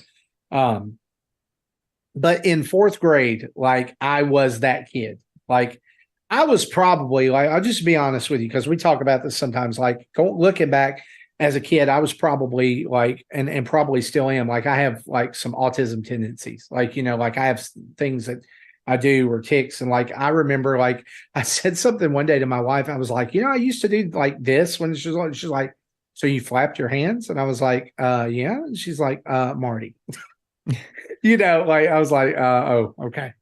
But anyway, like I got like one of the, if you've ever dealt with people who are, or been around people who are autistic or are on the spectrum, the hyper focus is one of the things, that comes along with that. And I got hyper focused on Nintendo. Like in fourth grade, I dressed up as Raccoon Mario for our Halloween, party, and won. Like all I talked about was Nintendo. I was like tracing pictures out of Nintendo Power on tracing paper and putting them in for, I wrote assignments about Nintendo. Everything was Nintendo. And I really believe like in fourth grade, like I had this dream that I was going to open, because at the time, like this was unheard of. Like, like Best Buy wasn't around, right? Circuit City, maybe, like I'd never been to one. So the closest thing to me to like getting close to a video game store was like in our town, we had Walmart, Kmart, and Radio Shack. So I go to Radio Shack and I was like, blown away. I saw the Nintendo or things like that. I saw the Nintendo Kmart. Yeah, KB Toys in the mall, like an hour away from us, right? We had Toys R Us an hour away from us, right? So we would go, but it had to be the weekend, like, hey, we're going to stop by the Toys R Us 3 times a week, whatever. So I had this idea that I was going to open a Nintendo store, right? And we were going to sell is Nintendo, right? And I was going to call it Martio's, right? This was before I knew like Nintendo right now, like there's somebody who's already like an alarm has gone off in Nintendo corporate right now. It's like, oh, someone's opening an unauthorized store. No, I'm just talking about it, So I got made fun of relentlessly for like how much I love video games, And so like part of me believed that like for a time, like, and I think a lot of people go through this, like where it's like, I have to put that aside, like to be a responsible adult, right? I'm living proof that you don't have to do that. I was just thinking like how wild it is that that was my dream as a fourth grader. And here I sit tonight as a 42-year-old man on a call with Nintendo. Like, and I know that that's probably like, there's a lot of people in the world that would not be a big deal too. But like, I was just like, at one point, I just was kind of like, wow, like that this podcast has afforded me the ability to do that, like the opportunity to do that. All of you who subscribe and listen, or just give us a rating, or just, do all the different things that I've done all over the years has afforded us this opportunity. So without all of that is definitely, and we've said it before, big, huge thank you for that. Yeah. It's kind of like, when Shawn Michaels won the WWE title, back in the day, like WrestleMania 12 or something like that, Iron Man match, Bret Hart, Shawn Michaels, 1 hour.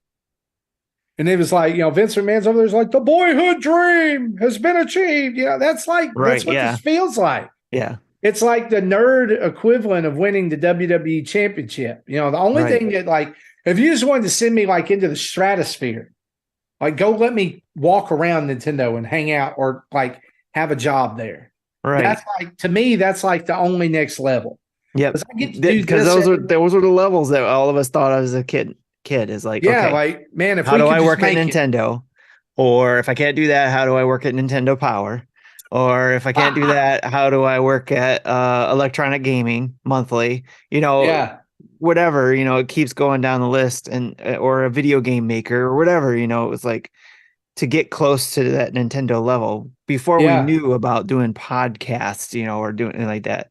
So yeah, man, it's crazy. What a cool life, right? Like, what a cool opportunity. And like you said, how does it happen? Well, people believed in the show. People believed in us as hosts. People believe in what we do. And that's like we were talking about you being the gas in the tank. That's the gas in the tank. That's right? The gas in the tank. That's the gas in the tank is the community. Like, they make the car keep running, right? They're the ones who put the air in the tires and turn on the AC. I believe if it wasn't for the community, this would have ended up long before I probably even got started here. So yeah. I was trying to explain to somebody the other day how I ended up on the show. It was just like, so you remember this thing? Well, yeah, it was like 7 years ago, and we had to go back into all this thing. I was just like, how cool. Anyway, yeah. I hope this was super cool to get that invitation. Yeah. I hope we get to hang out with Nintendo again. Yes, and it sounds like it'll be multiple events, but we'll see. Yeah. So I didn't take part in this mainly because I don't own Splatoon 3. I wouldn't have been able to participate in that. Even if I bought it, I don't know how to play it. And they even said they want us, leveled up to a certain point. I think only level 2 or 3. Level 2. So, but still, at level 2 was that only 1 or 2 fights, and you still don't know what you're doing. So I hope to be able to take part in the next one. I don't know, depending on what you could have my spot next time. Seriously. I was share the wealth. I think we all could have been on. It was just that Justin couldn't do it because he had already plans, and then Jesse, couldn't do it like you explained. So we all could have been on, but if it is limited to only 2, obviously you and Justin would get first dibs. Yeah, I don't think it was limited to 2. I think no, it wasn't. That's what I'm saying. We all could have been on. It's just we couldn't. I'll tell you what, Jesse. Next one will be Picross S9. That's what I was going to say. When they do Picross night, it's all you, man. It's all you. Let's go. I'll bring my wife on for that one. Yeah. Let's I'll put a hat and a beard on her and say it's me. Steven said there were a lot of people who bounced at the end. Yeah, that was kind of interesting. Like, there were people like, did you read the PR? Did you read the email? Like, it said be level 2. And one guy was like, I just downloaded the game. Like, it just got done 5 minutes ago. I was like, you're not going to play Splatoon. Yeah. I'm sorry. It was weird. But hey, that is the nature of PR, right?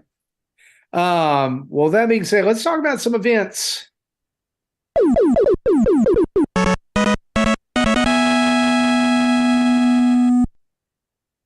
All right, so we got our usual events that we have every month, Discord community events, which is the table every second Wednesday of the month at 9 a.m. Eastern, and every third Friday of the month at 10 p.m. Eastern. The community gets together at the table to discuss whatever it is on everyone's minds.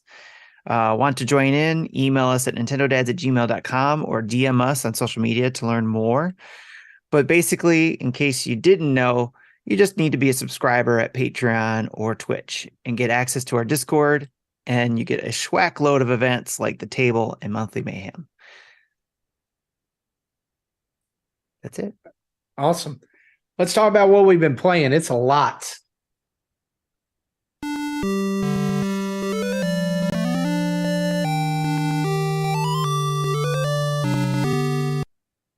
Yeah, so last week, because of the length of the show and because we like to talk a lot and hopefully you like to listen a lot, we obviously just could not get into what we've been playing.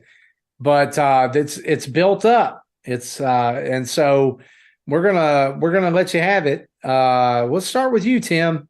What you been playing, man? All right.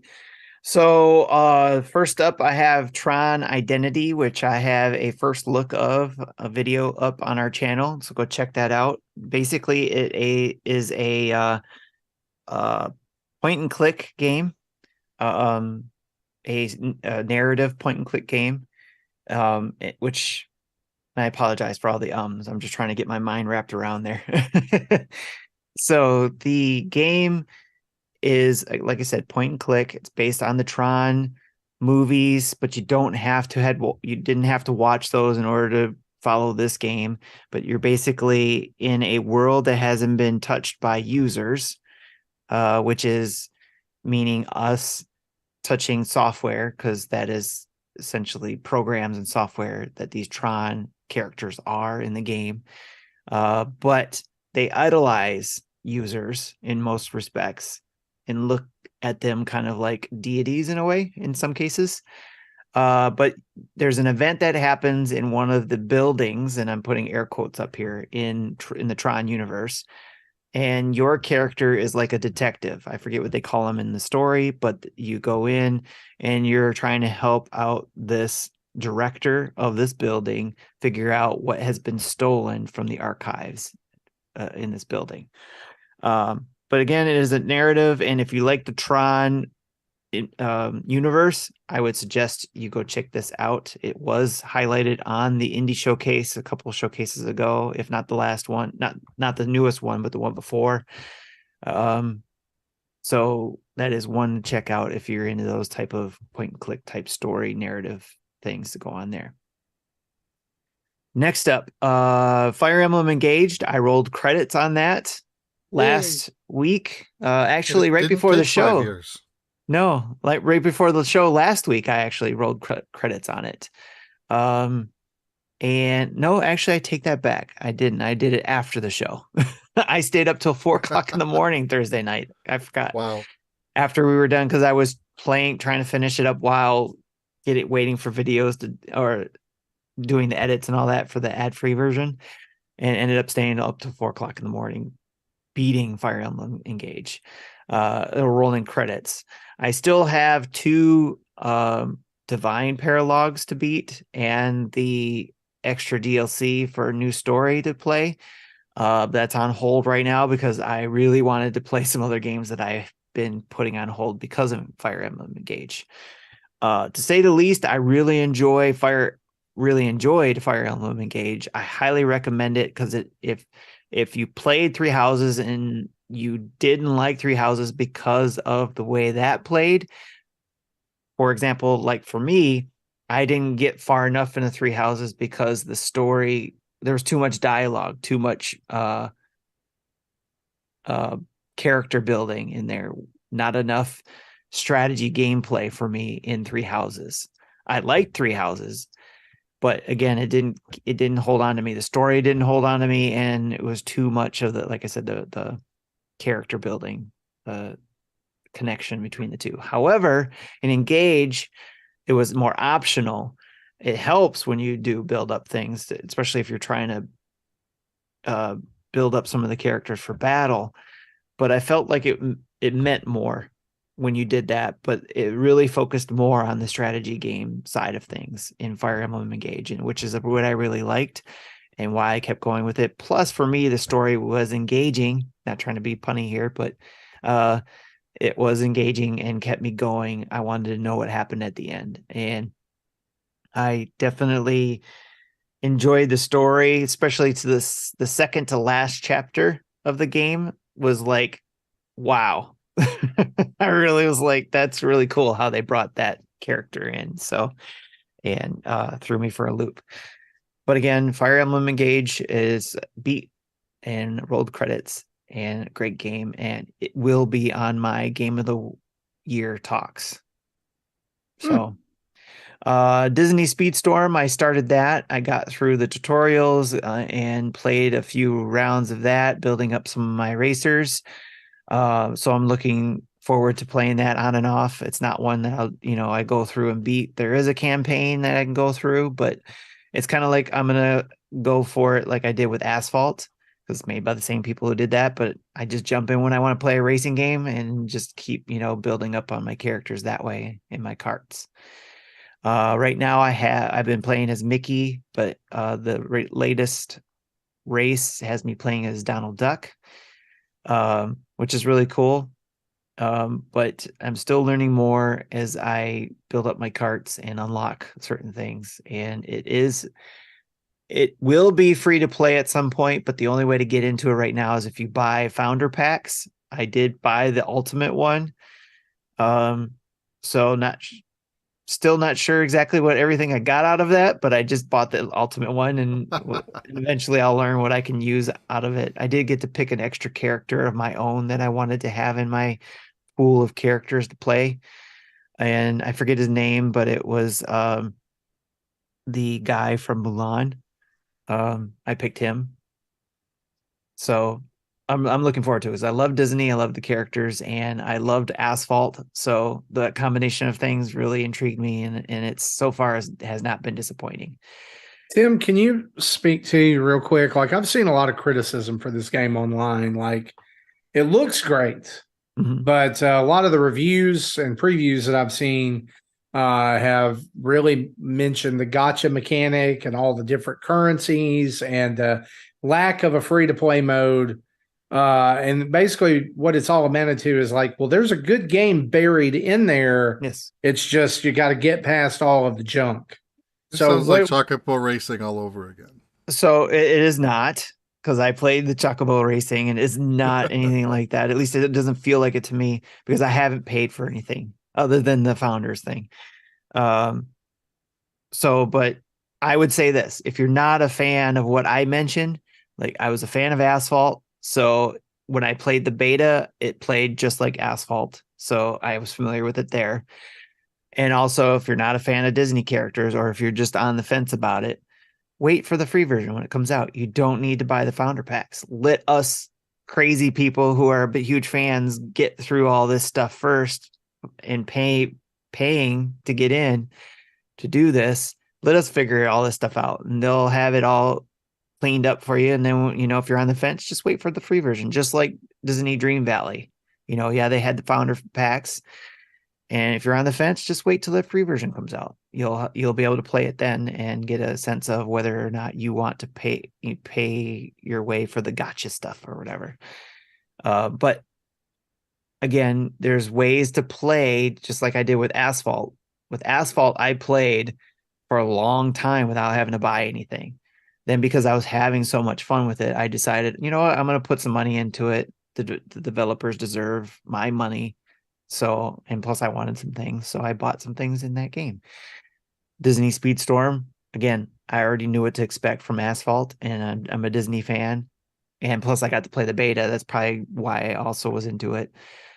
One of the things that really intrigued me about it was the music they implement into the tracks and the environments are very Disney-esque, but they're not too cartoonish, if you will. They're more like, if it felt like almost like if these carts were in the real world, but Disney characters got in and raced these carts. It was really cool. So, it really felt like a good racing game with the music, the fast-paced music, but it was very familiar because of the Disney stuff. So, but again, if you're not any of those things, just wait for the free version. That will probably most likely come out in the fall, I'm guessing. If we look back on the history with Dream Valley, it might be, fall time that the free version comes out. Gotcha. So, plus Splatoon 3, like we said, online with the Nintendo, that was a lot of fun. Everybody knows what that is, and I'm looking forward to hopefully having some time to jump in on the Splatfest, the Zelda Splatfest. And then finally, Advance Wars 1 and 2 Reboot Camp. I'm on mission 3 in the first part of the campaign. Enjoying it very much. I thought I would maybe not want to jump into this because of just finishing Fire Emblem Engage, being, the strategy type game. But it's a whole different ball game here. So yes, it is, turn-based. and it is strategy, but it different rules and a different story going on here, and it's a lot of fun. So, and actually, I like what they did here because I haven't played Advance Wars in so long; it's all new to me. Nothing seems familiar because they did a whole reboot on this. Like it's not just like it's not just a coat of paint, right? And I'll speak to this here because I've been playing this too. Why don't you go ahead and take over from here because that's where I left off. Oh, okay. So I've been I'm on mission 7 or 8. I can't remember because I've been splitting my time between several games. But this is just, y'all, you want to talk about polish. That's the game. That's the word that came to my mind when I played it for the first time. It's so polished. The animation, the controls, just Advance War's always been smooth and easy to understand. Strategy game to get into. It's very clear from the get-go, like what is powerful against what or what's weak against what, the terrain and like using cover. But it's just you gotta like strategy games, all right? And I'm not a huge strategy game buff. Like I'm not gonna play Fire Emblem, but something about little tiny tanks, little toy looking tanks and planes and stuff, just get like, and when it came out on the Advance, on the Game Boy Advance back in the day, there was just something about the aesthetic. It grabbed me. Right. Yes. So it's always been good. I think it's just been really slept on. I'm afraid this is going to get slept on because of the timing. Yeah, timing, and it's a strategy game, and they've released like Xenoblade right around the time they had like new Fire Emblem stuff like a week before, so it's kind of got buried in there. It's almost like ARMS. It's Splatoon 2. Zelda's out in 2 weeks. Nobody's really going to be playing Advance Wars, but I do think you should check it out. And I like you at least put it on your wish list. Yeah, especially if you're interested, you can check it out. Have it for Christmas, especially if the rumors are true that it's going to be a late holiday. You'll have this on the list to possibly pick up. And I think it's worth checking out. I think this would be a great game for a demo, right? Like I think a demo, at least of the 3 training sessions you go through at the beginning, would have been a great, would have been great to introduce people to what this game is about. But yeah, it's super good, super cool. I will say that the online implementation is booty. It's not good. I haven't tried that yet. Like you can't play randoms online. If you want to play online, you can only play your friends. What cracks me up about this is that we've had both sides of the coin of this problem where Nintendo picks one or the other. It's like, okay, we're going to do online and it's randos. And everybody's like, oh, but I want to play with my friends. And then this time they're like, okay, we got online, but it's with friends only. Oh, but I want to play with strangers. Nintendo, what we're trying to say is do both. Give us the option of both. People love options. So, and then also too, real quick, if you want to hear another perspective, go watch Justin's video. I haven't seen that yet, but I saw the thumbnail. Here in the South, we say enough. Right. Here in the South, we say bless his heart. Yes. So with that, I've also been playing Mega Man Battle Network Collection. You can go check out an overview video over on our YouTube channel. I did on that, like an overview of both titles in the collection, as well as about 10 or 15 minutes or so of the first game. So you can get an idea of at least what combat is like. I beat Mega Man Battle Network 1. And so I have not started 2 yet, but I've heard that it's a big improvement from 1. 1's great. You can just tell that it's very dated now. Like it's like one big fetch quest with some battles in between. And the only gripe I have about it is the parts where you're actually in dungeons, quote unquote, like where Mega Man's trying to go like find his way through the internet. They're so confusing if you don't have a map. And I don't know. This is not my favorite. You mentioning the map, you did see, maybe you already mentioned it. I might have missed it because I was reading something over here from the chat. But did you mention Sam's suggestion about the map site? Yeah, and I used that. I used that to get through the first one.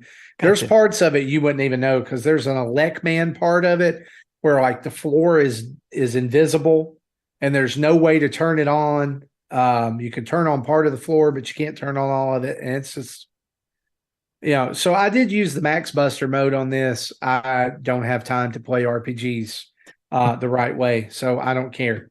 Right. You play to have fun. Yeah. Speaking of not playing RPGs the right way, I also picked up Final Fantasy Pixel Remaster Collection. This is one, guy, if y'all have heard me talk about this, one time you've heard me talk about it 15 times, about how I wanted and was waiting for it to come with controller support to, a normal console where normal people could play it, not tap around on their phone with it. This is fantastic. Absolutely great package. I did finish Final Fantasy today. The original, I've started on 2. And so that is a game that's in progress. And it does have boosters. So it has a gold booster. It has an EXP booster. You can turn off encounters, because encounters in Final Fantasy are like literally every 20 seconds. It's sometimes when you're trying to get through a dungeon, it is mind numbing. Like, how long did it take you to get through the first game? I want to say 8 hours, 9 hours. Oh, okay. Because like you can run, you speed your character up. Nice. And I started using a guide about 2 hours into it, because those old, like the very first NES Final Fantasy games, like before 4, if there's some things that if you don't know where you're going, you're just, you're not going to know. Okay. You just had to like happen onto it, right? And so I loved it. I thought that it's a great improvement. I love what they've done with all of it. I'm looking forward to playing more. Also, I went back because of Shadows over Loathing, and am playing West of Loathing, which I never finished. And I put about 10 hours on that last weekend. I could not quit playing it, right? I love that game. And Shadows over Loathing is fantastic too. So if you're thinking about what does Marty have on tap, Super Dungeon Maker, Shadows over Loathing, Mega Man Battle Network 2 through 6, Final Fantasy Pixel Remaster 2 through 6, Jedi Survivor, which I'm not even picking up right now. I'm gonna wait for it to go bargain bin like I did with the first one, because it'll happen in about 3 weeks, like most AAA games. And then Breath of the Wild, Breath of the Kingdom. Yes, Breath of the Kingdom. Tears of the Kingdom Wild in 2 weeks. I'm gonna be playing that. Yes. So but you're gonna get all those other things done before Tears of the Kingdom, right? So yeah, right. I'll be playing Final Fantasy 2, December. I'm also hosting a Smash tournament this weekend for our student ministry and surrounding area, which should be fun. I've never hosted a tournament. So speaking of which, actually, I forgot to put this in the events.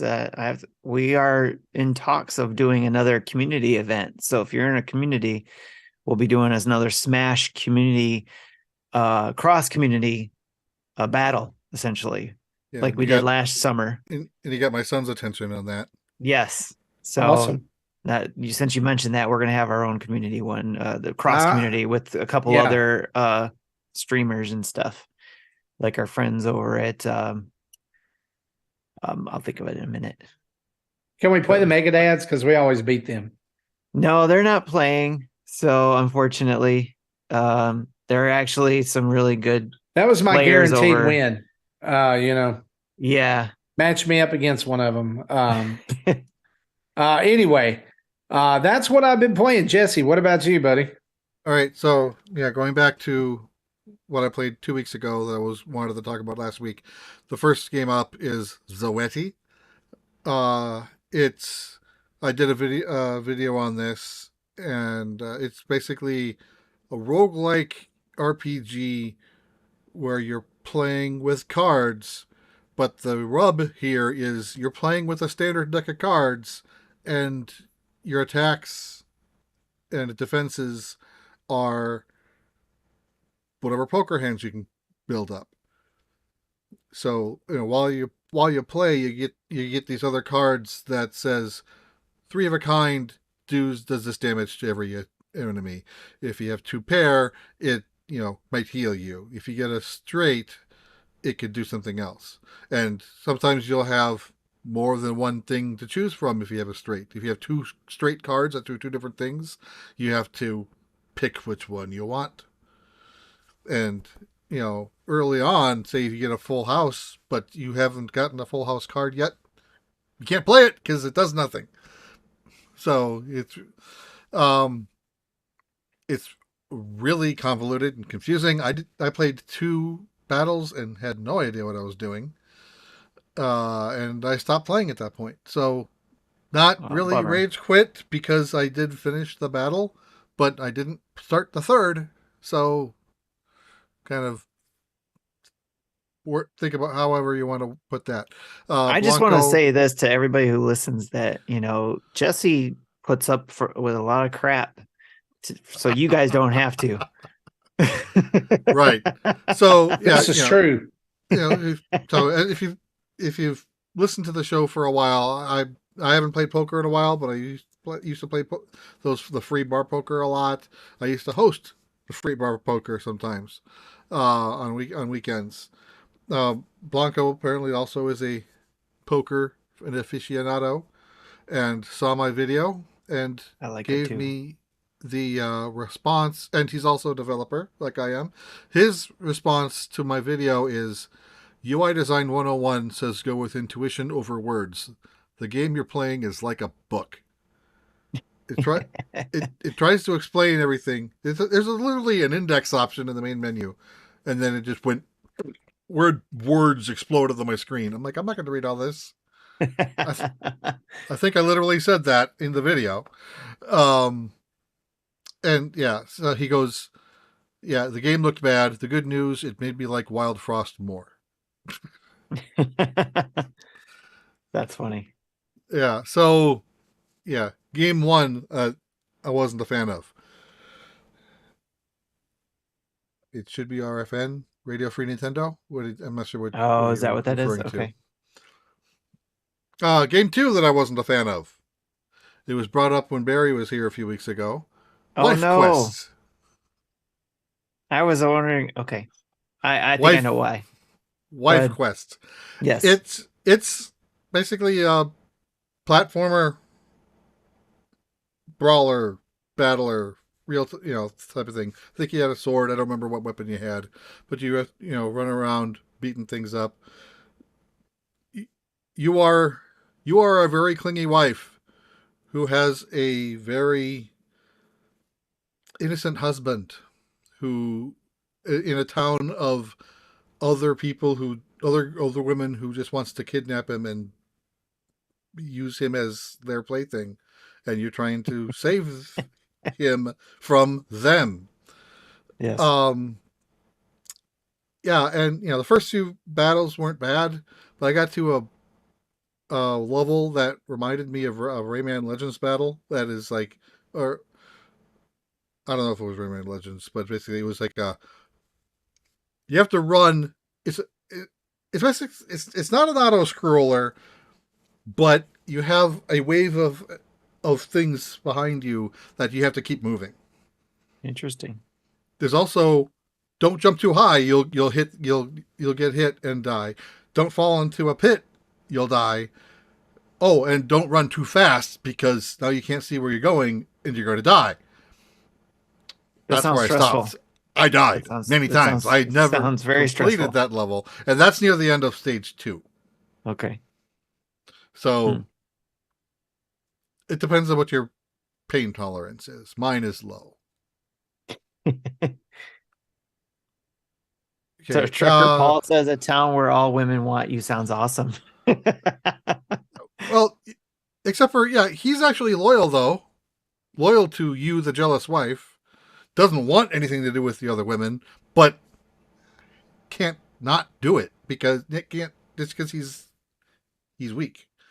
He just kind of like stands there and lets them rub all over themselves all over him, and or whatever they're doing when the camera's not on them. The pixelated stuff, yeah. Yeah. The Sounds art's like great. Dad's After I love Dark, the art. Game. Yeah, I love the art. I'm just not a fan of the gameplay. Dad's After Dark needs to play this game.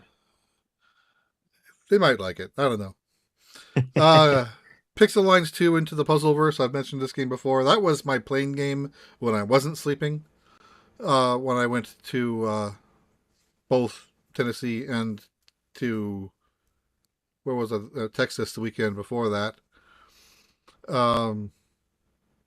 I think I finished the pirate one and I finished the space one. And I started a third, a third book, and some of those ending ones they take like an hour and a half to beat just because they're like 100 by 70, and that's a lot of pixels to fill in with lines. So that's it's a logic puzzle like similar to Picross that exercises that part of the brain that I like. But Picross S9 came out today. Haven't started it yet, but that will be my game to play. And then I probably won't go back to Pixel Lines until Picross is done. Okay, nice. So 2 games I want to talk about for this week, real quick. Final Fantasy. I played like the first 2 hours of the first game from the Pixel Remaster. I did a live stream on that. I also unboxed the $250 35th anniversary kit that I got from Square Enix store. Nice. That put that on. So both of those videos are on YouTube, ready to watch. I got to the cave. Marty probably will know where I'm talking about. It's the multi-level cave that has the bat sprites that won't attack you. Mm-hmm. That's where I got, and I'm like, okay, I'm almost 2 hours in. I think I played for an hour 40.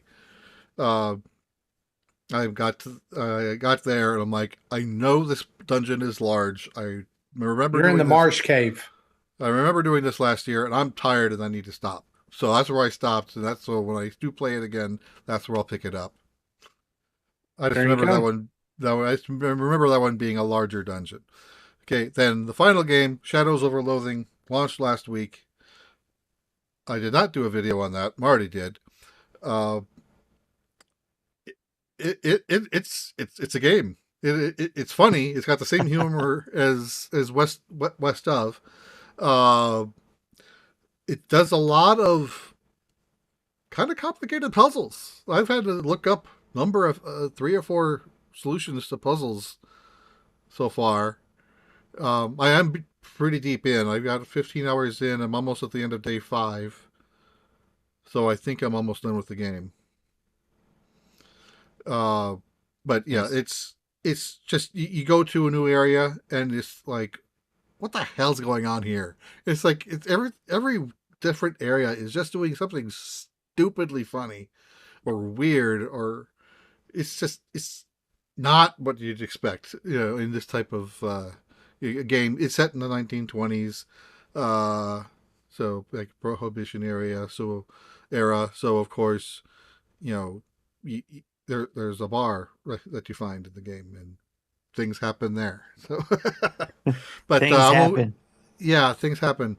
So yeah, I won't get too much more detail, spoilery, because I know he hasn't played it yet beyond what he did in his video, and other people out there. In fact, where I stopped playing before recording tonight is I need to look up a puzzle, and there was one puzzle that I had to not only look up the how to solve it, but it's a multi-step process that I have to do in order, and it still took me like a half an hour to go through all the steps. I'm like, how was I supposed to figure this out on my own? Was obscure. But yeah, so I've got, as like Marty, I've got the other 5 Final Fantasy games. I'm not going to play 2 and 3 again. I'm okay with that. I'm probably going to go with 4 next, because it's been the longest since I played that one. I think the last time I played that was DS Remake when it launched, and then I'll go to 6, 5. Exactly. No, the DS one, not the GBA. Oh, that's a GBA Advance, Final Fantasy IV Advance. Yeah, I remember renting that back when I first signed up with GameFly back in the day. But yeah, I'm going to play 4. I'm going to play 6. I want to play 5 as well, but knowing it's a job system, it's kind of game, I'm not as enthused about that one. But I do want to do 4 and 6 first. All right. And then Picross. That's on my plate. And then again, Zelda in 2 weeks. Okay. That's the road to Zelda. The road to Zelda is fraught with many backlog titles. Let's talk about some questions in the community spotlights.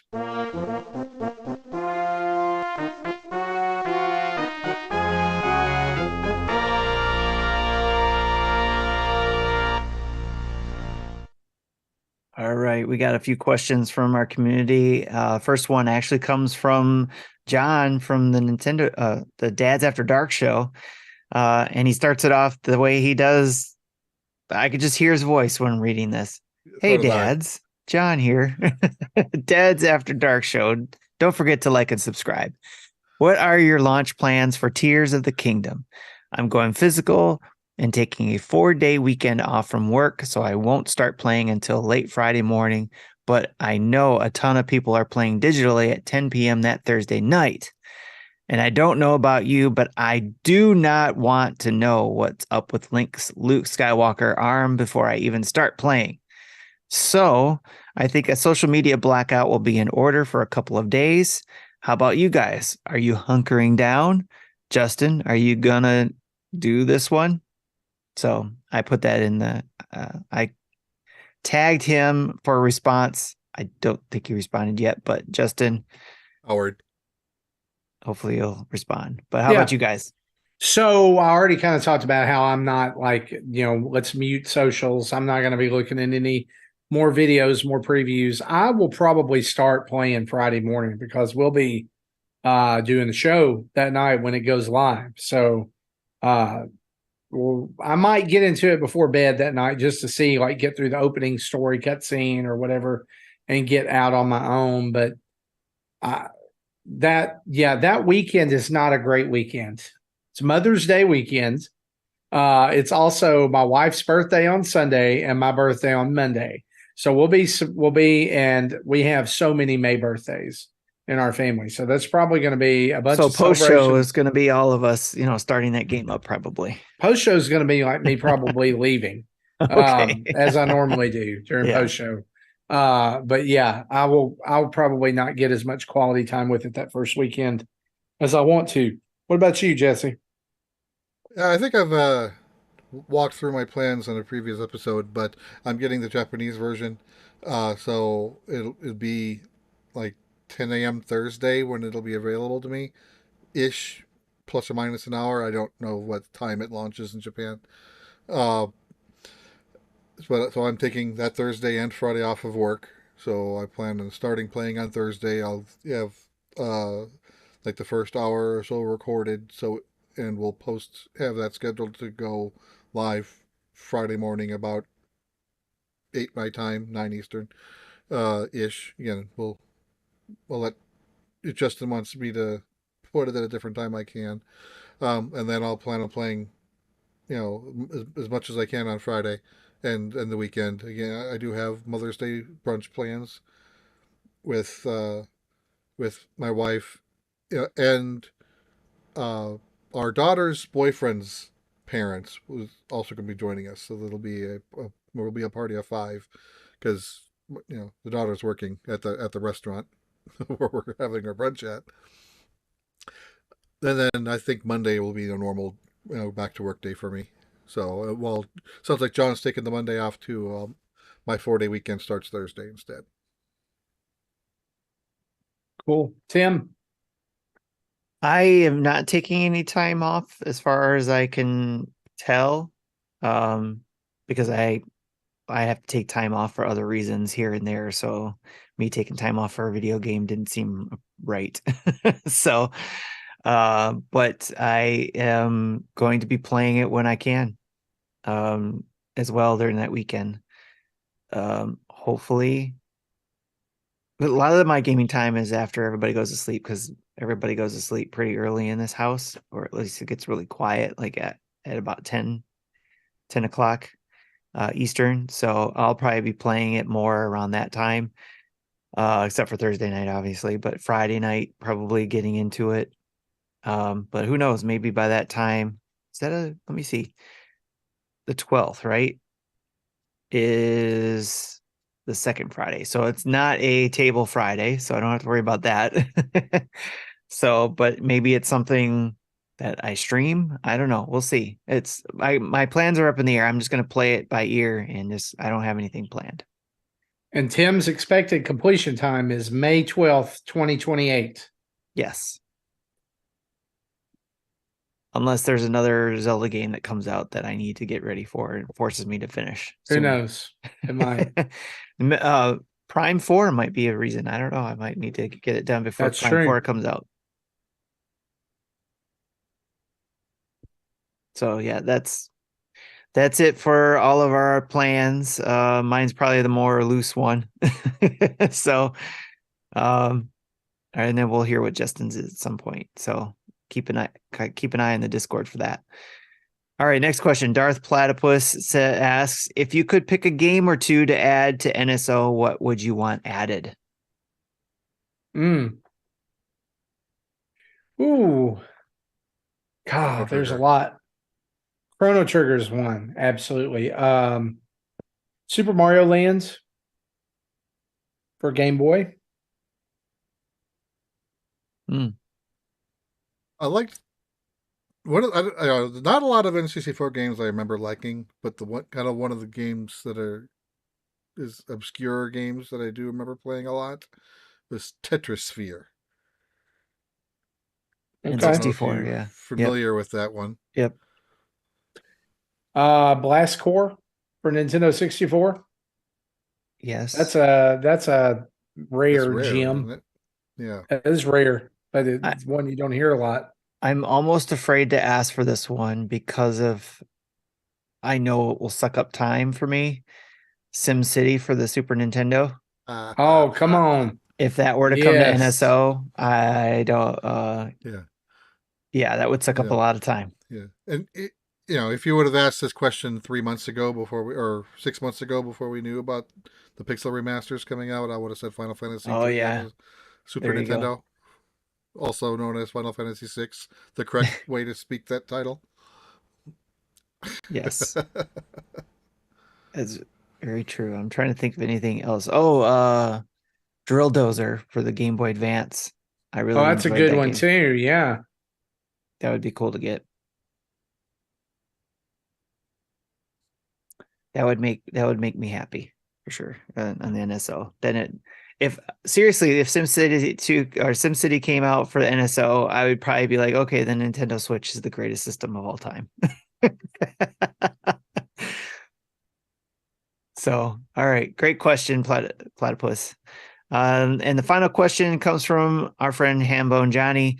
Now that Donkey Kong has gotten the Lego love, what's the next Nintendo franchise that you'd like to see made into a Lego set? Animal Crossing. Because we're already getting Zelda Legos. I hope everybody knows that. Because Rivendell got leaked earlier this year. And alongside it came a reversible Great Deku Tree. One side Ocarina of Time, one side Breath of the Wild. So get ready. Ideas was that one of those ideas ones? Maybe, but this comes with it's going to come with a Link minifigure and everything. I think it's real.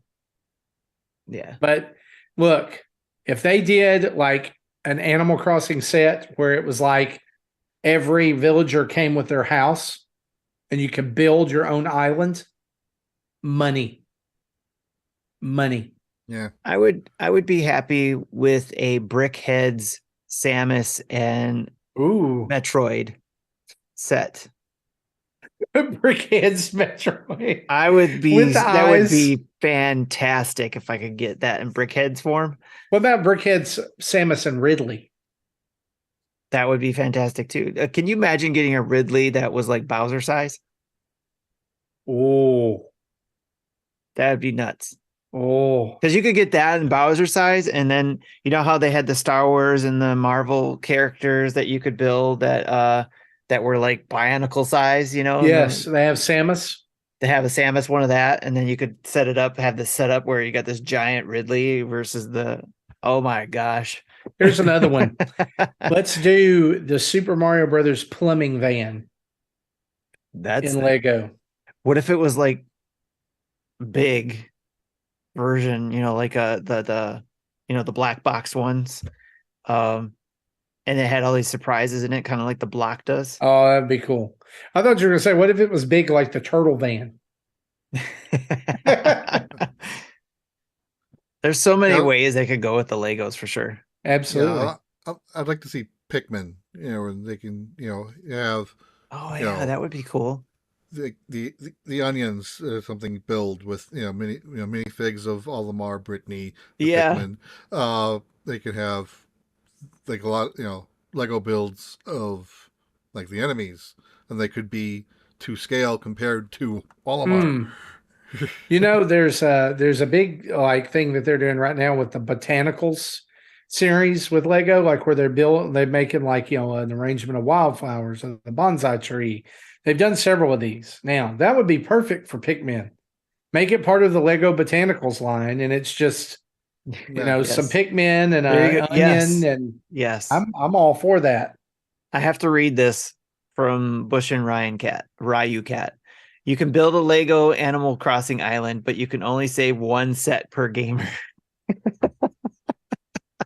Wow. When you get done with it, you have to smash it with a sledgehammer and go buy more. But going back to your Animal Crossing idea, yeah, I think that would be cool because that could get really big, because you have like the Lego Friends set.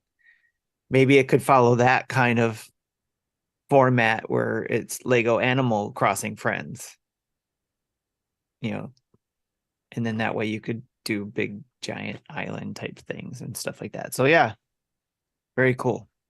Thanks, Hambo. You gave us another 10 minutes of the show. I love it. I love it. Well, guys, that is episode 424 of Nintendo Dads. Thanks for hanging out with us so much. We really appreciate it, and we hope that you've enjoyed what you heard. Again, huge thanks to our Patreon producers, Dave Ernsberger, RJ Kern, Jacqueline Amira, and Solo Something, as well to all of our other patrons, Twitch Prime subscribers, Twitch followers, YouTube subscribers. You are the ones who make the world go round. Well, heck, if you follow us on social, if you like our Instagram account, Twitter, Facebook, wherever you're at, you guys, again, you're the ones who make teamwork makes the dream work, right? So, don't forget too, if you're a subscriber by May 1st, you get to win a chance to win our prize for a Zelda package. Yes, that is correct, and a premium games contest as well, just for following us on socials. If you're a patron, you also get an extra entry. If you're a Twitch Prime subscriber, you get a extra entry. Be sure to check out our website. It's nintendodads.org. Lots of cool stuff over there, like our Spotify podcast feeds for all of our shows like Game Pass News, Dads After Dark, and the Retro Logic family of podcasts, as well as links to our YouTube videos, tweets, social, all that, Extra Life page, Nintendo Dads merch. And don't forget, head over to manscaped.com and get you some goods. Use the code NINDADS, that's NINDADS. You get 20% off your Manscaped order and free shipping. And if you head over to Konzuri, that's CONZURI.com/NINDADS and use the code NINDADS, you get 45% off of your order for height boosting, confidence boosting shoes. Fantastic stuff over there at Konzuri.com. Contact us in most places, Patreon, Twitter, Facebook, Instagram, Twitch, YouTube. Just type in Nintendo Dads and boom, there we are, baby. Email us at nintendodads@gmail.com or call in and leave a voicemail at 929-25-NDADS. That's 929-256-3237. Big thanks to OC Remix for the music we use throughout the show. And a reminder, wherever you listen to this podcast in your podcatcher app of choice, please go leave us a 5-star review and some written words. Tell people how nice and lovely we are. Talk about how Tim and Jesse's beards smell like fruity wonderfulness, and that you just love me and Justin and love us all, and you would just love to have artisanal sandwiches with us. You can say whatever, just as long as you leave a 5-star review. Helps people find the show, pushes us on up the social ladder. makes us, I believe it, with your help, we can become again, for a time, the number 3 Nintendo podcast in Canada, like we once were. So head over there, leave us a written review and 5 stars. For me, for Tim, for Jesse, this has been episode 424 of the Nintendo Dads. We'll see you next week. Bye-bye.